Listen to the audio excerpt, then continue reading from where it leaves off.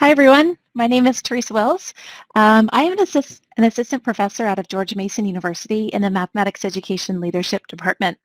And 10 years ago, I started teaching this way. I was interested in synchronous online learning and how we could use some of the same techniques that we're using in the mathematics classroom in the synchronous setting. So I'm here today to share with you some of the tips that I've learned over the last 10 years and give you some inspiration about why I prefer teaching online than face-to-face. And it's because my breakout rooms are more collaborative, interactive, there's more accountability, and I get more student voice. So I'm here today to share some of those tips with you all. These practices have been applied across multiple grade levels, and you will see specific examples that meet a variety of grades from elementary, middle, and high school. And I've been in the K-12 classrooms regularly, even since March, but before that, I am always in classrooms at least once a week. So hopefully this will make sense and work for you in your situations. You'll notice here on the main page, I do have contact information, my email address, Twitter handle, website, and YouTube channel. And I try to stay pretty active in all of them. In addition, above the chat box, you'll notice that there is a pinned link. This will get you your own personal copy of today's slides, which you're welcome to use and continue to spread this message. And the other thing on this slide is starting today, my book hit the shelves. And so if you're curious about more tips on teaching math at a distance, you're welcome to check this out. I try to cover the whole everything in between. But today we're going to start with breakout rooms. So let's jump right in. The way I've structured this, I have gotten so many questions about breakout rooms in the last couple of months, and I kind of keep these questions lying around and answer them. And I've got to the point now where I have a set of about 12 questions that everyone always asks about breakout rooms. So I've structured tonight all in that order. So hope you enjoy it. And we'll start here with our first question. How do I teach my students how to participate in my remote classroom? Any y'all wondering how to get more participation? Most teachers actually want to use breakout rooms because they mirror the collaboration that's happening in the face-to-face classrooms. And so today, let's talk about how to get kids talking, self-starting, working collaboratively and respectfully in breakout rooms.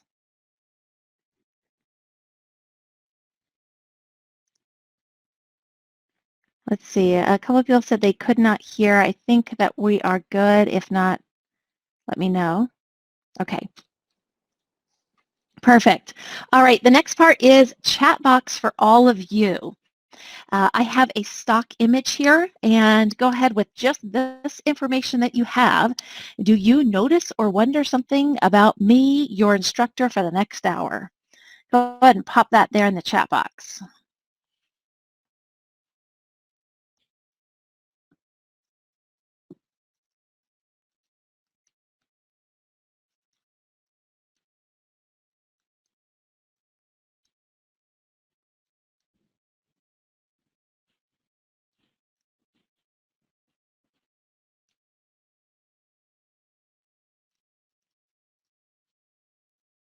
We'll get a couple in here. You all are usually awesome in the chat box right at the beginning.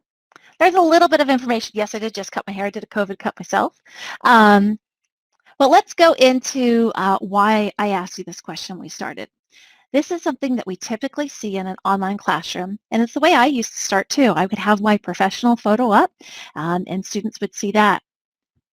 And I used to also have a list of rules and expectations, but these are the things that I've changed. These are my teacher expectations, and I read them out to my students at the beginning of every session. I care about you. I will keep you safe. I want you to be comfortable and confident online. I value your unique personality. I want to meet your basic needs. At any moment, if you felt your shoulders relax and you felt yourself included, in the chat box, type what number did that happen at? What number did you start to feel relaxed?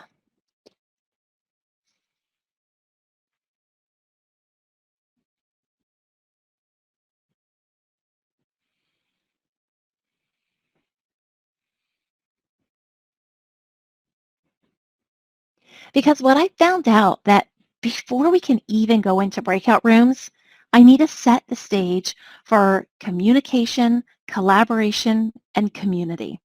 And that's what these things do for me, is it sets that stage for the community, and then my students realize, oh, I am welcome here, and they're more likely to have conversation. The other thing that I do is I replace my stock image of my profile picture, and I change it every week. These are the last 15 that I've used in my sessions that I do. Now, what do you notice and what do you wonder about your instructor for the next hour?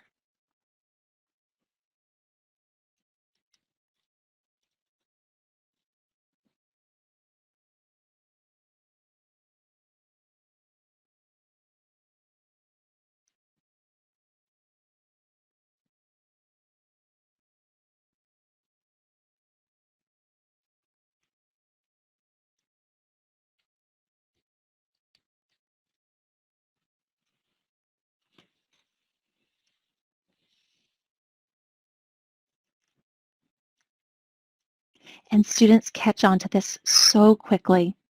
They get excited to update their profile pictures.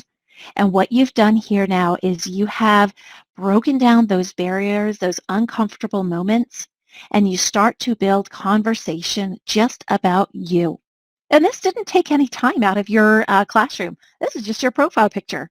So we haven't used any of our time, and students already have ideas about you, and they're more likely to talk to you as a person.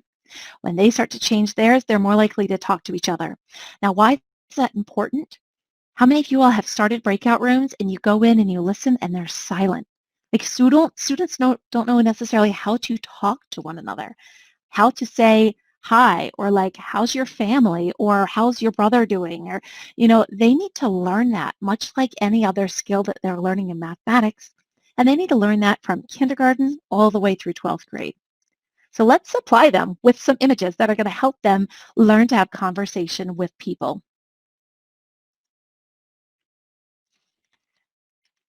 All right, you got a little quote here from the book that just hit the shelves today. Online classes can include a rich community of learners, but only through purposeful planning and implementation of community building strategies. And this is a strategy that doesn't take any extra time. Just look on your camera filter and it'll get you taking more pictures of yourself too.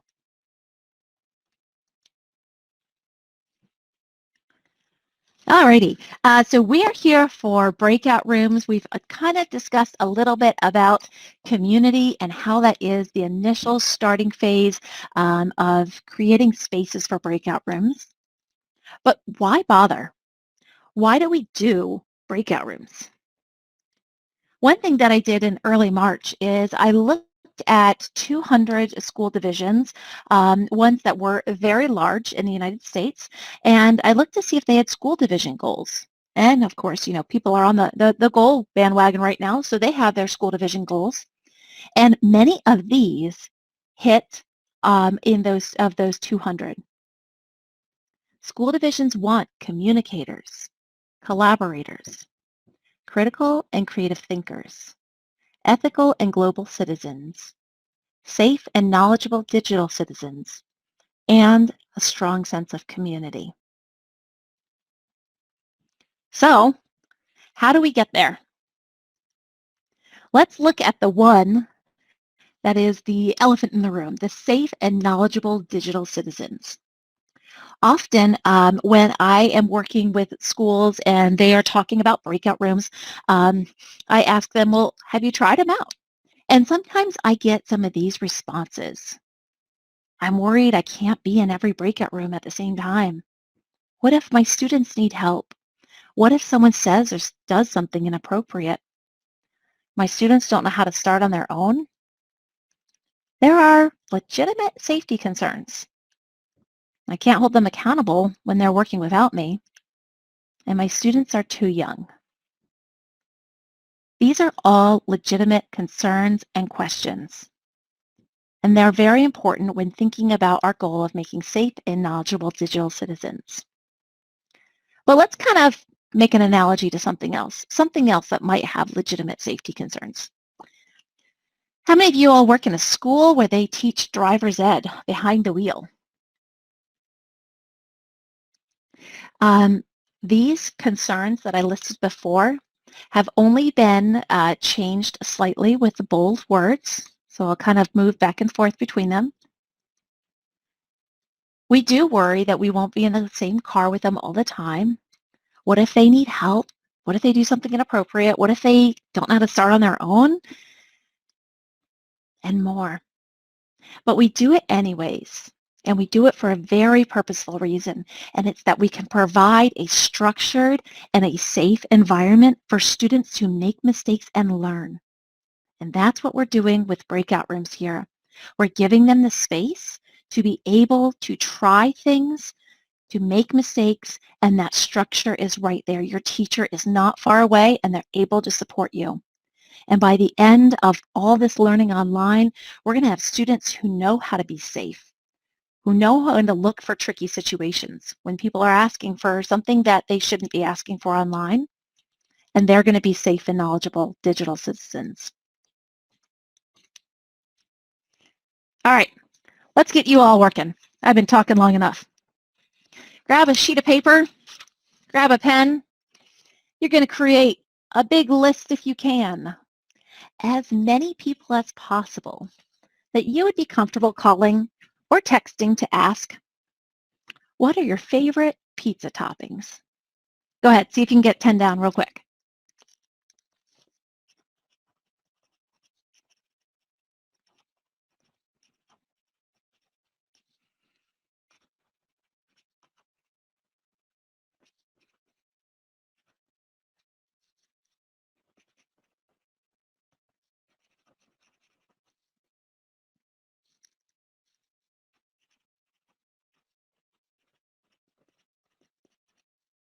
Got another minute. See if you can get 10 people that you'd be comfortable asking about their favorite pizza topping.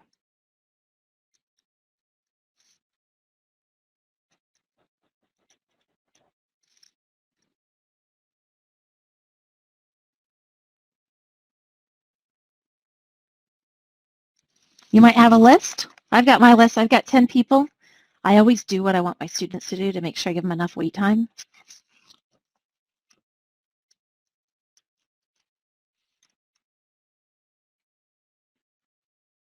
Alrighty, part 2 of this is now you're going to star. Of that list, star the people that you're comfortable asking, when do you use measurement in your world? And what type of measurement do you use? Put a star next to their names.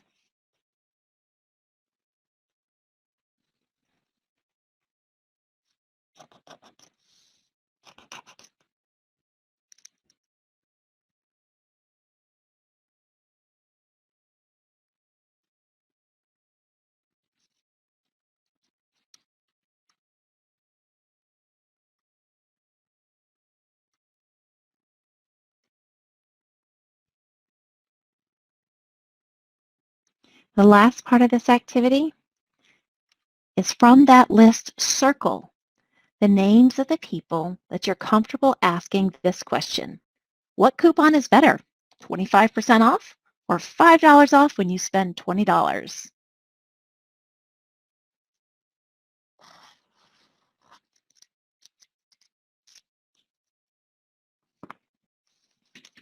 Take a look at your list. What do you notice about that list?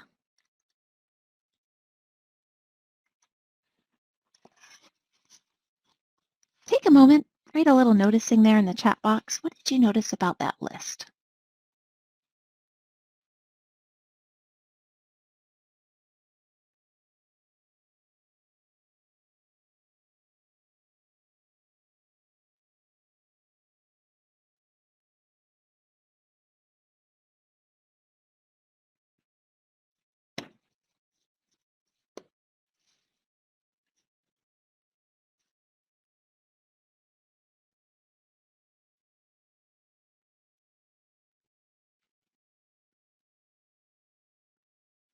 It did get shorter, and there was more risk with each question. And that is exactly what this was aimed to develop.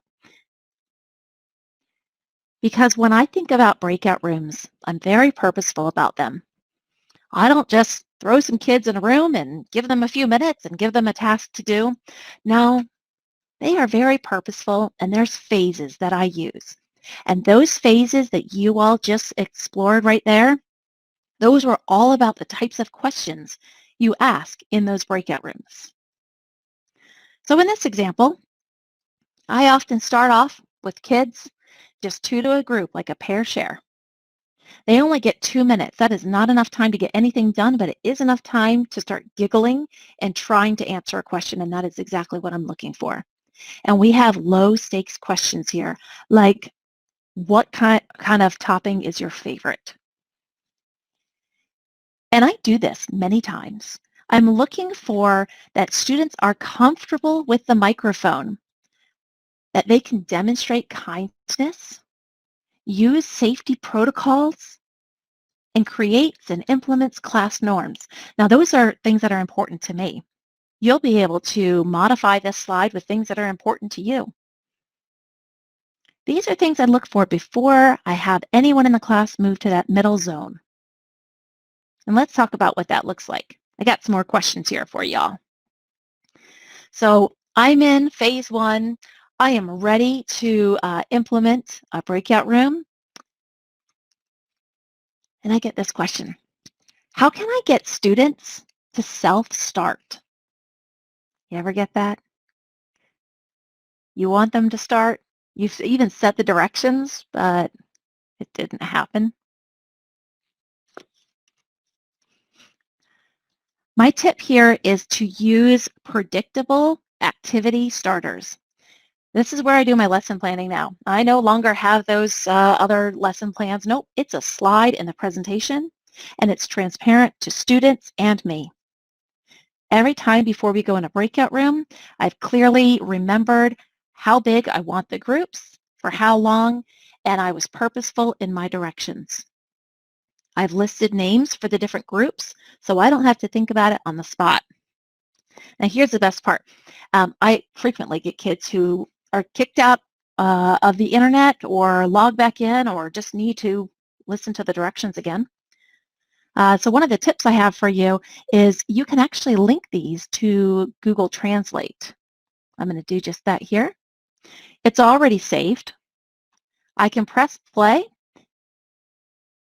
It'll read it to me in English. I can assign a home language, and it will read those directions in another home language. Now, when my students are in their breakout rooms, when they need to hear the directions again, they can hear them no matter their age or their literacy background. They've got those there, and it's predictable.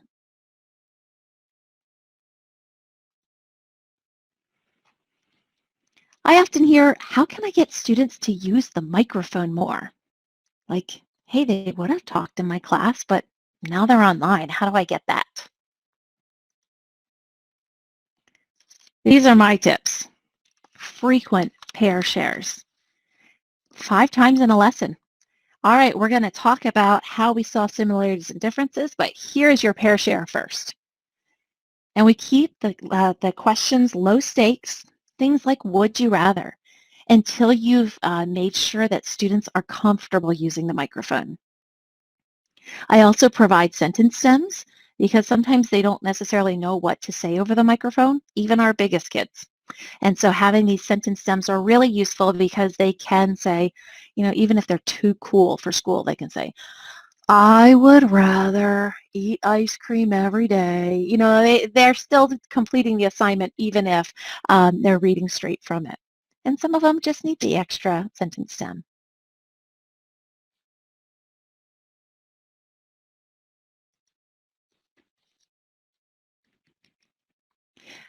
How do I teach my students to remain calm with technology? This is one that is near and dear to my heart. I've got two young kiddos, a second and a third grader, who are in virtual school for the rest of the year. And so, yeah, they need to learn to be calm with the technology no matter what. As a teacher, I start out with very purposeful lessons. So I make purposeful mistakes all the time. I have to make sure I'm making a mistake and making it public at the start of every single class. It makes it so much less intimidating when you know your teacher's making mistakes, and then they can model calmness and productive behaviors. So here, this is why this is useful for math teachers. Have you ever wanted students to have a productive struggle, to think about the mathematics, maybe find another representation or another way, but they get fed up and they say, I'm done? Well, we can model the same thing with technology. We can model, oh gosh, this isn't working. I can stay persistent. I can try 3. I can try other things. And we can show that and model it.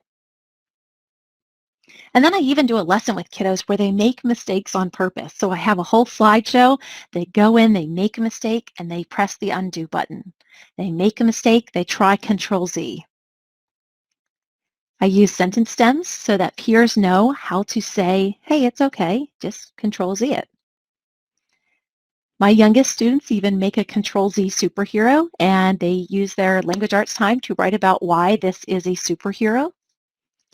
And I even teach students to use friendly tone, such as when you want to talk with respect, the last syllable goes up. And they can learn to practice that together. They really enjoy it. Same thing with eyebrows. If you want to just do something simple to show a little bit more calmness or respect, you raise your eyebrows. So those are little tips that I've done with kiddos, and they laugh and they giggle regardless of age because it's funny to work with emotion and tone.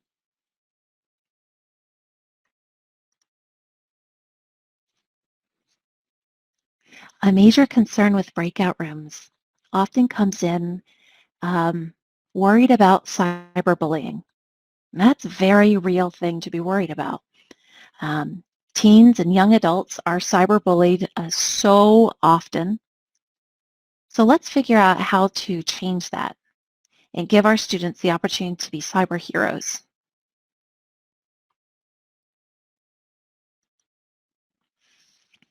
This is one that I use with our youngest kiddos. And we practice this, and the kids practice it at home too.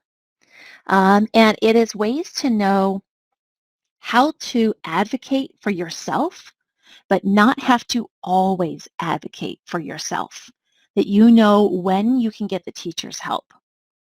I'll give you a minute here to read this, but this is one that I've used with our younger kiddos, and we actually role play it out. We make sure that they let the person know that I don't like this, or if they're hearing it, there's directions on how they can be a cyber hero. And we play, we act it out. Give yourself a minute and look at this flow chart and ask yourself, what's something that I might change on it to work with my class, my personality, and my students?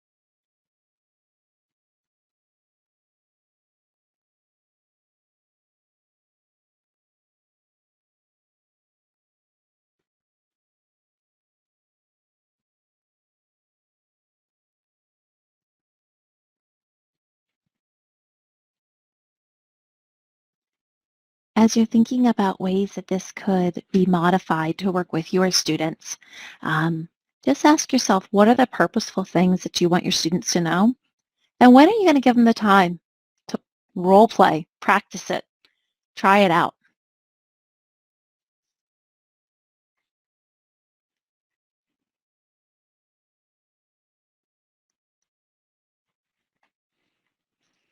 Another one I frequently hear that is a serious concern, and it's best, tackled head on as opposed to ignoring and hope it doesn't happen. It's inappropriate behaviors.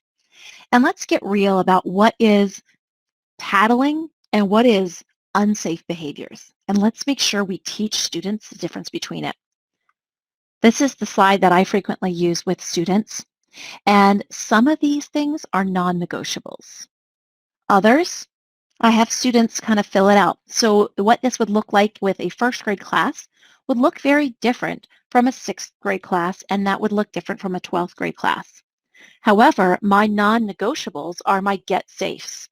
If they're getting threats, images, or videos of scary sexual or inhumane things, or if someone's asking for personal information, I want my students of any age to have a red flag and say that's not safe internet behavior and log out and get in touch with the teacher. That's what I want them to do when they graduate, when they're done with driver's ed. I mean, when they're done with online learning and they graduate, I want them to know how to get safe. So those are my non-negotiables. I have two other areas that we practice with students about advocating for yourself or a peer. Sometimes things that come up is if they use a mean word the first time, but then they correct themselves, or things that have nothing to do with safety, like a peer's watching TV. That might be something to bring up, but it might not be immediate. We talk about teacher help, when to use teacher help. And this is my safety protocol here. I like students to know the difference between all three of them and what to do in these situations. I'm also moving in and out of breakout rooms. They're never truly on their own, but I think it's important if we are teaching kids online that we teach them to be safe. Feel free to put any thoughts, any things that you think are missing from this in the chat box there. I know that people are working in developing spaces where students can have more agency, but make sure that they are protected and safe. So feel free to put ideas that you have in the chat box.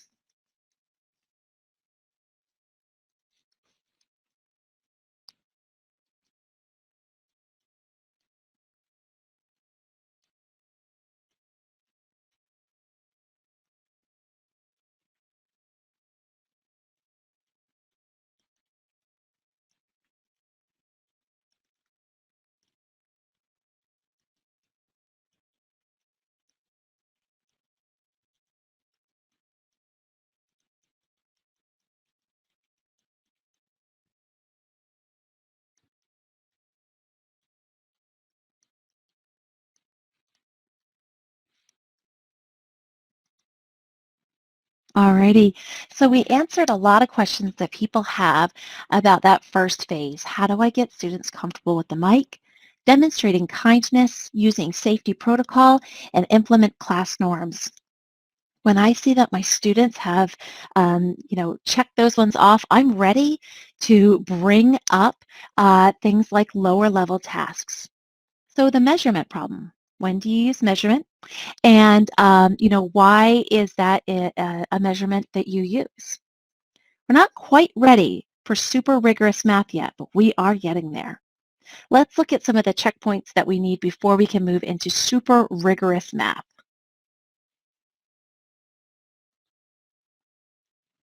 A question I often get is, what if only one student does all the work? So we want to foster collaboration, but we need to make sure that the students also want to collaborate and share their learning. So these are the structures I use. They come straight out of the face-to-face class. They get roles. The timekeeper is a pretty standard role, so is the secretary. But let's look at the bottom two and what's unique about those. Having a communicator. In the face-to-face classroom, that would be the person who raised their hand when everyone else tried something and they say, hey, our group still doesn't get this. Can you explain? So now instead of having 20 students with their hands up, I might only have 4 or 5. That's really nice classroom management for me. Um, when they're in online spaces, this also helps them to, try to work together in order to find the answer before that communicator raises their hand. And then we have the mayor. This is really important online because they are in charge of writing each person's name down and making sure that each person has contributed. So whatever your norm for mayor is, when they are responsible for their learning, it helps to make sure more people participate.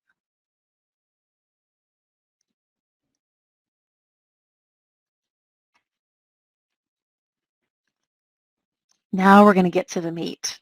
We've set up this classroom environment. Kids are feeling safe. They're feeling collaborative. They're feeling ready to work hard.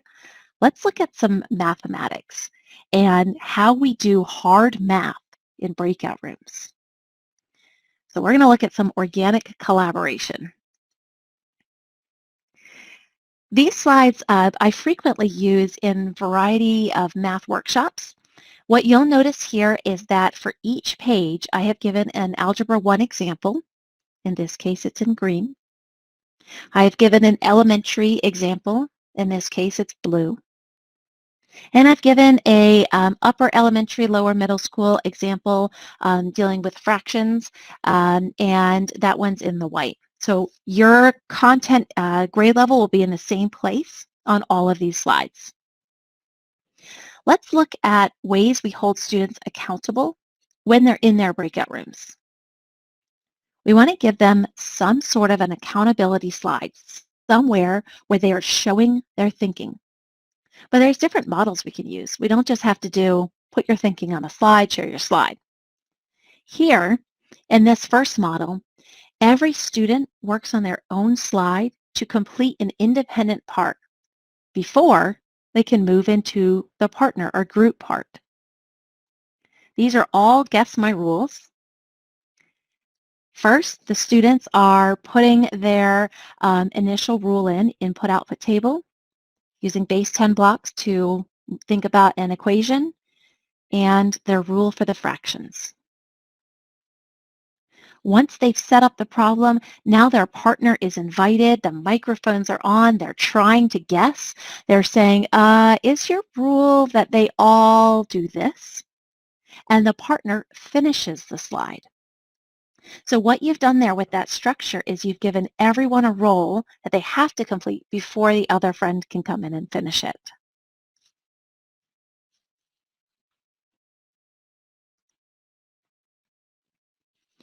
The second type of structure that I really like to use in these are small group activities, ones that have multiple correct answers. So whether we're looking at different ways of building the number 27, now I have two spaces for two friends to show their thinking, and they're both correct. They're just different. In an I Spy activity, they're looking for 1/6, and three friends are able to show that they have it correct. And in Algebra 1, they are looking at a function in 5 different ways. Each person has a space to show their thinking.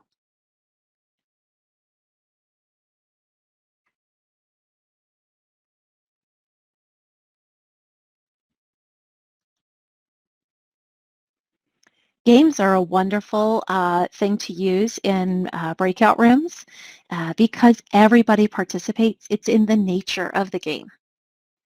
So whether it is traditional games that you've used from the classroom, modified games that you've used, I happen to use Google Slides, or you're using a third-party app, the nature of the game is going to encourage participation.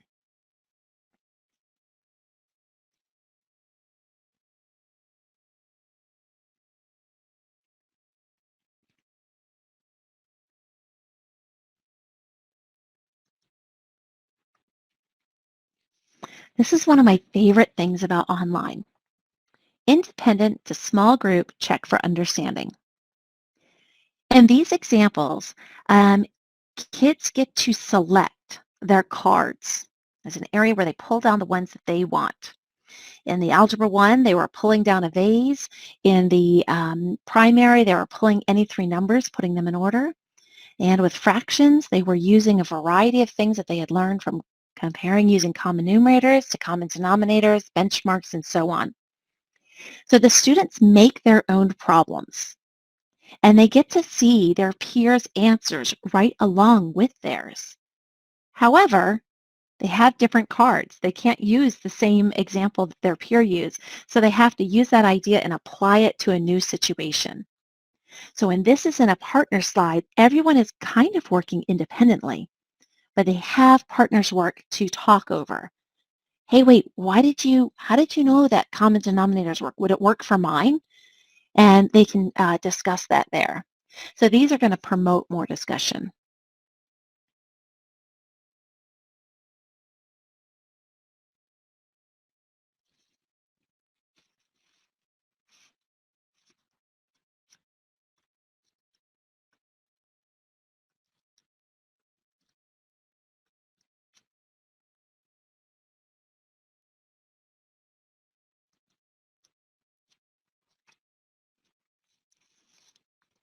Another structure I like to use is independent to small group exploration. And the important thing about this is each student has their own independent section. However, they're related to their partner's work. I typically have 4 columns, as you can see here. So partner 1 would have the first column, partner 2 would have the second, partner 3 would have the third, and partner 4 would have the fourth. Again, we see the same thing in Algebra 1. We see the same thing in a fractions lesson. What's unique about this is that even though each student has their own accountability slide, their own part that they're responsible for, they relate to one another. So if their line is looking way off from the rest of their partners, it's going to increase conversation. Students are going to be interested about why does mine look like that? And so that it gives them a chance to kind of rethink their work and open up conversation. All of these that I just explained here are actually part of a math workshop PD that I've done that Global Math has just put there in the chat box. But what I found in these is that by varying the type of accountability that my students are doing in those breakout rooms, it brings new opportunity. So sometimes they're working by themselves, then they bring the partner in. Sometimes they're all working together because there's multiple right answers. Or sometimes they have an independent section, but they're related. So when you give them something to do, think about what kind of conversation that's going to foster.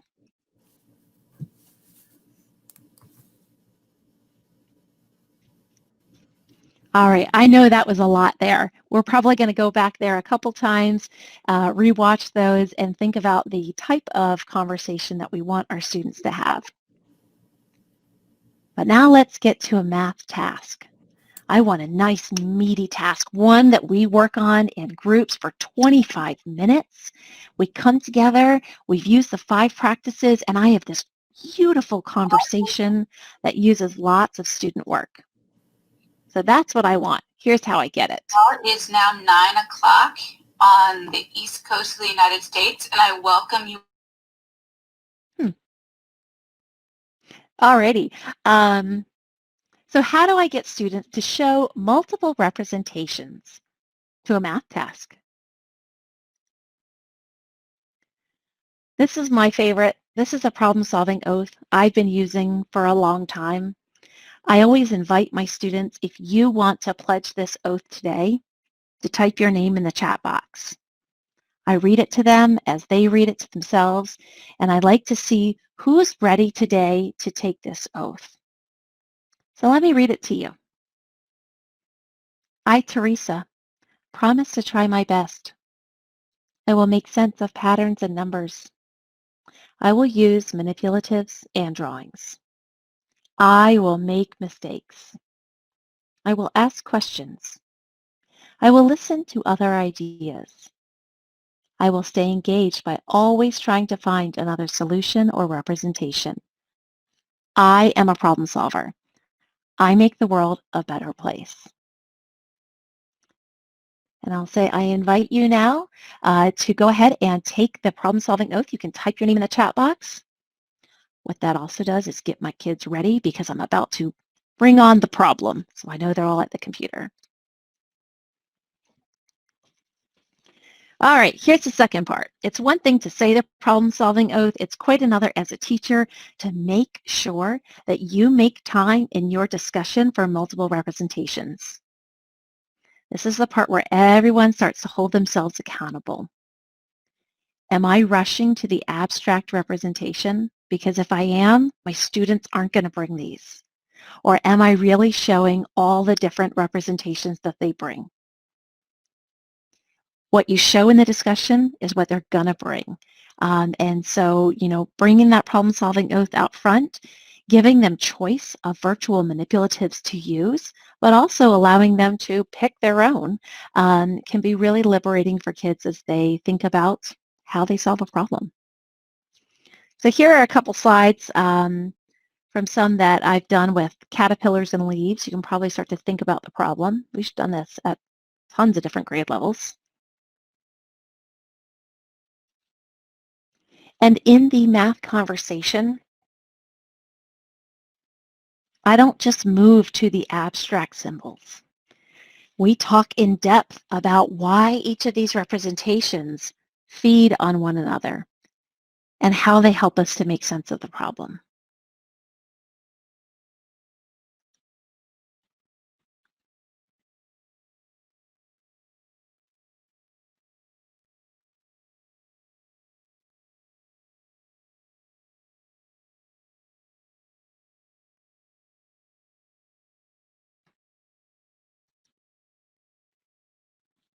So there you go, folks. Those are my 3 phases of breakout rooms. There's a lot that you're going to be teaching and doing to set these up, but it is well worth it.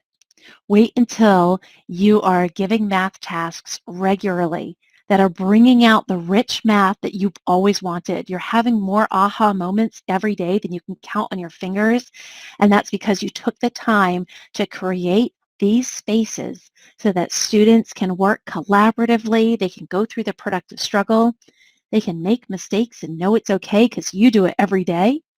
They give each other equitable talk time, and they hold themselves accountable. There's a lot of background in this. I know many of you will probably watch it again or continue to think about these, but I encourage you to continue to talk with your peers about breakout room phases. If something works, ask yourself why it worked. And if it doesn't, ask yourself, is there some sort of a protocol or routine that I could go back and practice with my students to make it better? And before long, you're going to be loving online just like I do. And here's the reason why we do it. I'd like to read this to you as I finish up here. It's because we're going to teach them to be digital citizens.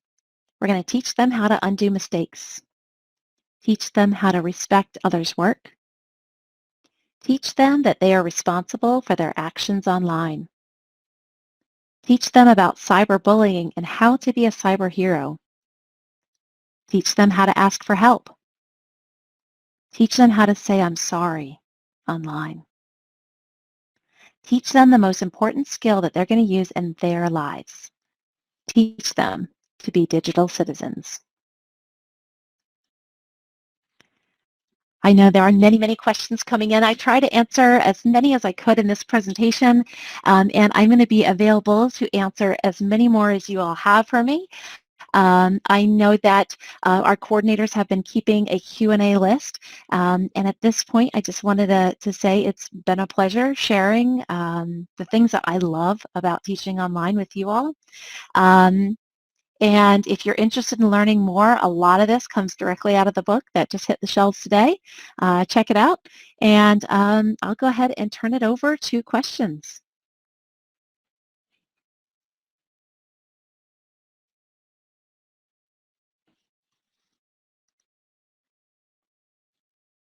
All right, I see that there's a bunch in the Q&A.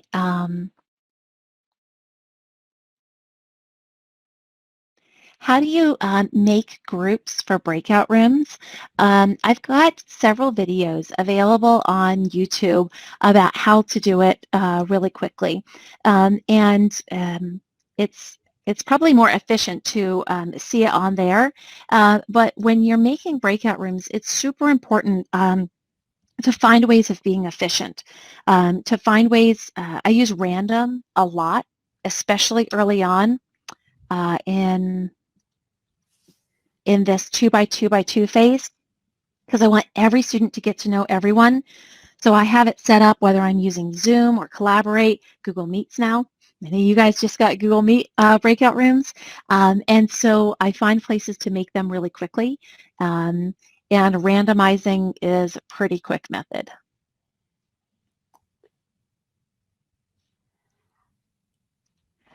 In terms of slides on iPads, phones, and other things, um, you need to download the app in order for them to be effective. They're not going to be editable unless you download the app. And then once you have the app, they work pretty good. They aren't as smooth as everything else, but the benefits that they provide far outweigh the learning curve of doing it.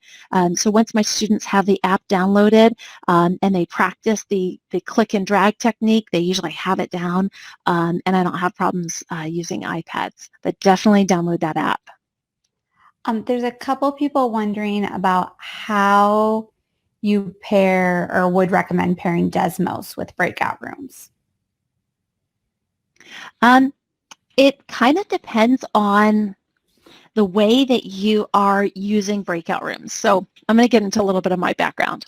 I used to be a huge video gamer, like I played a lot of video games, and we would use headsets, so we would talk to each other. But that space was reserved for things that needed to be talked about at the time, and we could socialize other time. But when we're going into a battle, we had to make sure we were listening. There was also typing, and there was also smaller groups. And when I use breakout rooms in terms of the teleconferencing tool, I use it the same way we used to play video games. It is just so that we can hear each other and that we have a place to chat. So if I have Desmos open, or I have Seesaw open, or I have Math Learning Center, they have great manipulatives open, that's in another tab. And then I use my breakout rooms in the teleconferencing tool as a different tab. And yes, even my kindergartners learn to move between those tabs because it's so important for us to be able to communicate. And then another question, let's see. So with that, is the idea, so like, because you had the slide with the like 3 different types, like the 2 by 2 by 1, the, yeah, that one. Is the idea like how would you recommend the arc of moving between those 3 groups? Great question. Let's see, do we have any kindergarten and first grade teachers with us today? Y'all are my personal heroes. And it's because you all taught me this sense of gradual release and when to go back. So I, use this 2 by 2 frequently at the beginning. And then once they've mastered these concepts, I move into the 4 by 4 by 1. But if at any time a student is walking down the hall and they are skipping, what do we do in kindergarten and first grade? We go back and we practice it. And then they got the hang of it. Sweet, wonderful. Let's go back here again. We're walking down the hall. We're doing great. We're doing great. Uh-oh, one kid is licking the wall. Let's go back and practice. And it's not to say that the 2 by 2 by 2 is a bad place, but it is a necessary place before you move forward. And so in my classes, I have a variety, a whole mixture of all 3 of them, but I also know that they build. And so if I'm noticing that my class that day, there is something going on, I don't know what it is yet, but there's something going on, then I might need to go back and re-practice this gradual release, make sure that they know that these are my non-negotiables.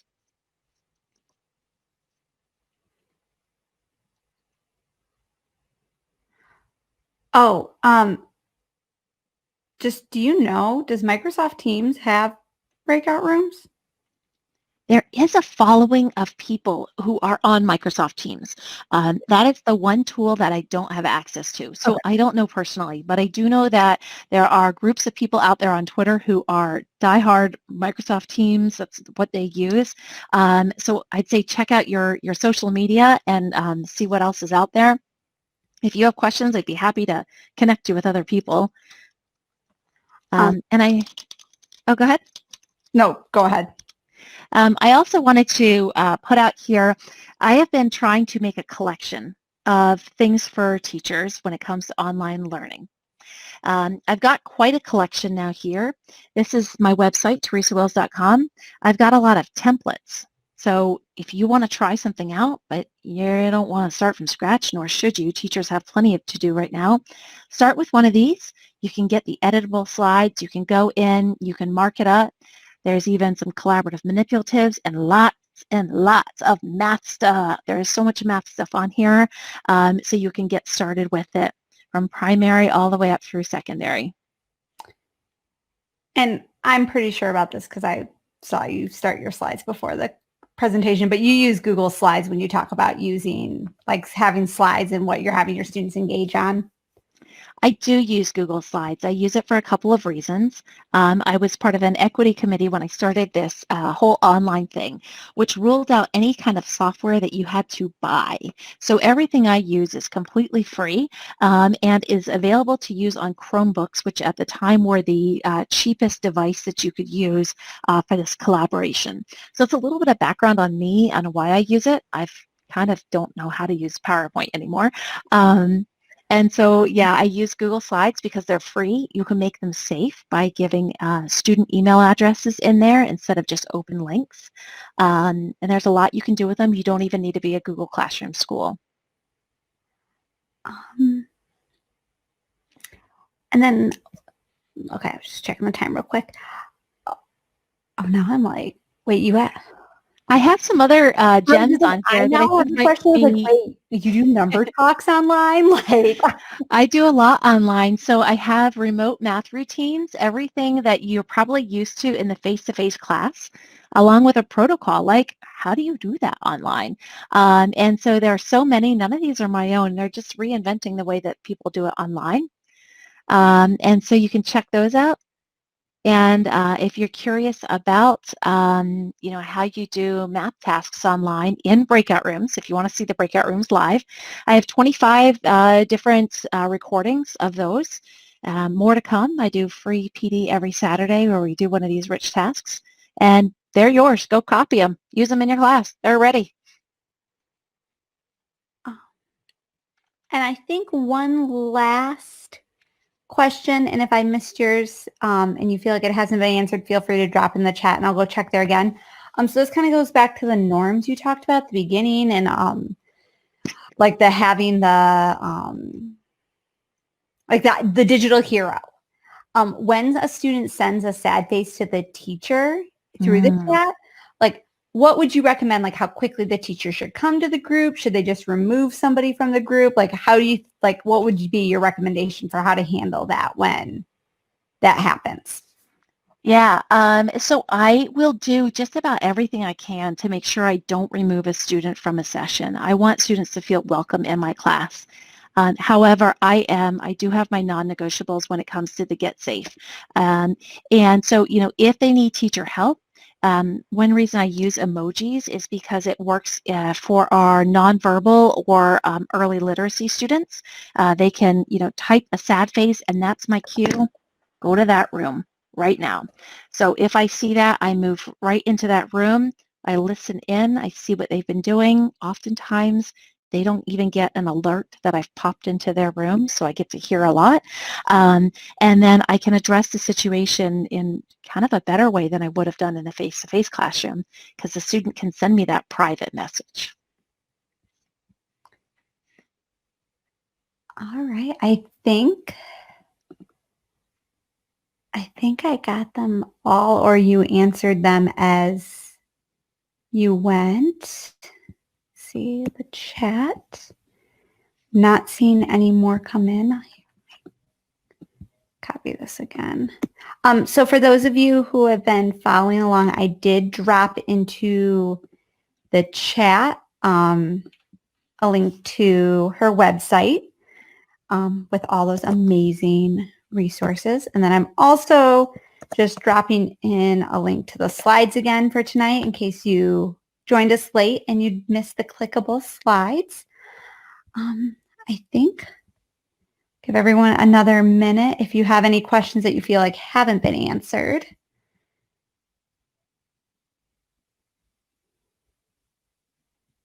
Someone asked, yes, I am going to be at NCTM. I'm on Sunday.